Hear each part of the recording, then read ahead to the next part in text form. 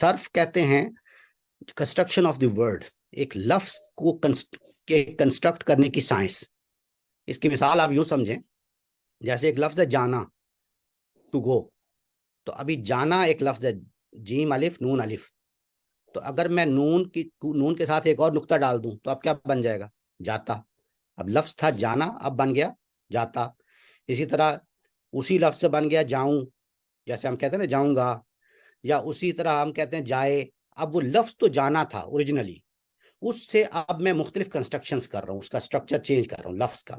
تو لفظ جب اپنا سٹرکچر چینج کرتا ہے تو وہ اصل میں اپنا ایک بیک گراؤنڈ رکھتا ہوتا ہے، مختلف استعمالات ہوتے ہیں. جب میں اپنے لیے استعمال کروں گا تو میں کہتا ہوں میں جاؤں گا، ٹھیک ہے. یا میں کہتا ہوں کہ وہ کے لیے کہوں گا تو وہ جاتا ہے، یا اس نے جانا ہے وغیرہ. تو یہ لفظ جو ہے اپنے جملے کی ساخت کے اعتبار سے اپنی کنسٹرکشنز جو ہے وہ تبدیل کرتا رہتا ہے. اس علم کو کہتے ہیں مارفولوجی. اس کا مطلب ہوتا ہے صرف. صرف کا مطلب، علم صرف کا مطلب ہے لفظ کی کنسٹرکشن، اس کا سٹرکچر. اور پھر ایک ہوتا ہے سنٹیکس. سنٹیکس کا مطلب ہوتا ہے جملے کی کنسٹرکشن.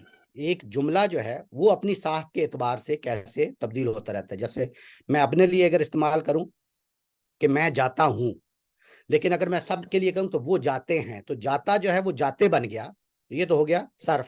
اور میں یہ پورا جملہ جیسے کنسٹرکٹ کر رہا ہوں اس کو کہتے ہیں یعنی نحو.